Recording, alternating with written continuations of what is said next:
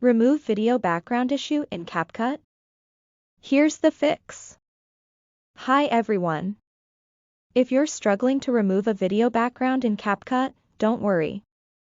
In this video, I'll guide you step by step to fix it. The first thing to do is check if you're using the latest version of CapCut. Open the Play Store or App Store, search for CapCut, and update it if needed. CapCut's background removal tool works best with high-quality videos. If your video is blurry or low resolution, the tool may not work properly. Now, import your video into CapCut.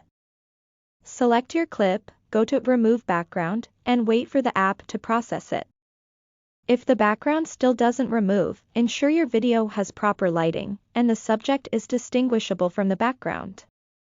Avoid videos with similar colors in the background and subject.